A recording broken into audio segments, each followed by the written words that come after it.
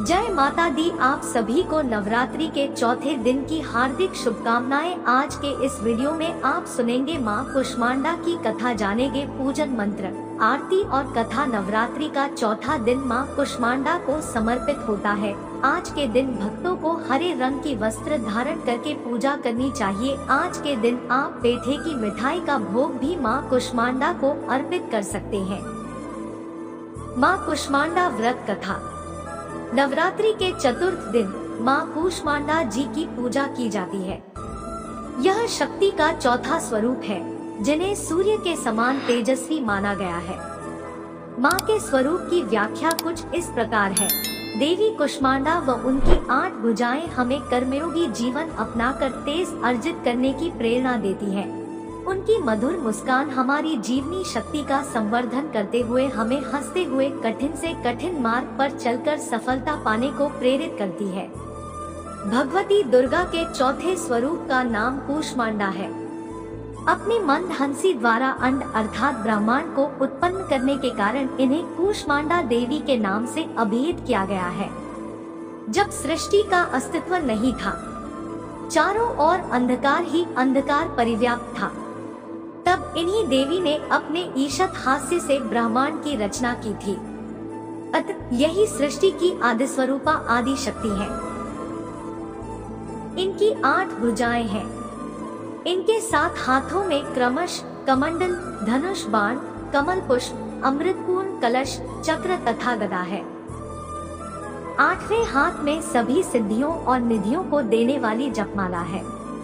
एक पौराणिक कथा के अनुसार ऐसा कहा जाता है कि जब सृष्टि का अस्तित्व नहीं था, तब इन्हीं देवी ने ब्रह्मांड की रचना की थी। ये ही सृष्टि की आदि स्वरूपा आदि शक्ति है। इनका निवास सूर्य मंडल के भीतर के लोक में है। वहाँ निवास कर सकने की क्षमता और शक्ति केवल इन्हीं में है। इनके शरीर की कांति और प्रभा भी सूर्य के समान ही दैदीप्यमान है। मां कुष्मांडा की उपासना से भक्तों के समस्त रोग शोक मिट जाते हैं। इनकी भक्ति से आयु, यश, बल और आरोग्य की वृद्धि होती है। मां कुष्मांडा अत्यल्प सेवा और भक्ति से प्रसन्न होने वाली है। इनका वाहन सिंह है। नवरात्र पूजन के चौथे दिन कुष्मांडा देवी के स्वरूप की ही उपासना की जाती है। इस दिन मां कुष्मांडा की उपासना से आयु, यश, बल और स्वास्थ्य में वृद्धि होती है।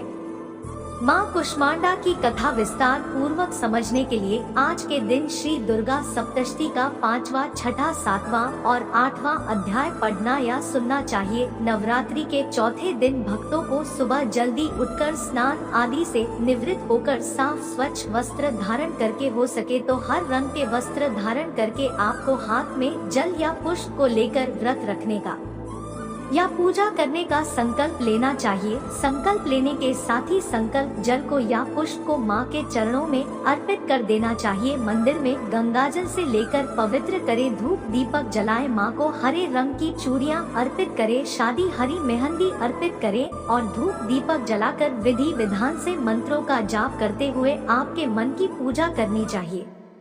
मां की क्षमा याचना करनी चाहिए।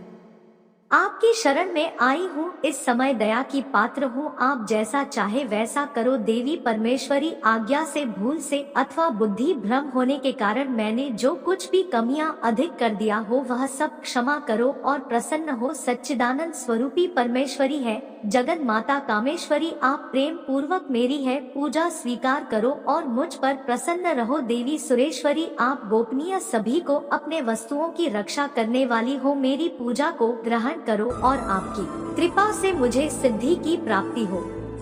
मां कुष्मांडा की स्तुति मंत्र। या देवी सर्वभूतेषु मां कुष्मांडा रूपेण संस्थिता। नमस्तस्यै नमस्तस्यै नमस्तस्यै नमो नमः। मां कुष्मांडा की प्रार्थना। सुरासंपूर्ण कलशम रुधिराप्लुतमेव च दधाना हस्तपद्माभ्यां कुष्मांडा शुभदास्तु मे। मां कुष्मांडा बीज मंत्र। ऐहरि देव्यै नम। मंत्र। ओम देवी कुष्मांडाय नमः। मां कुष्मांडा आरती।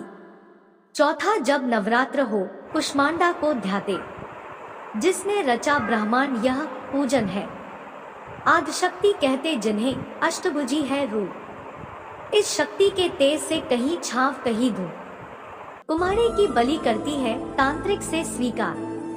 पेठे से भी रीझती, सात्विक करे विचार। क्रोधित जब हो जाए यह उल्टा करे व्यवहार। उसको रखती दूर माँ, पीड़ा देती अपार।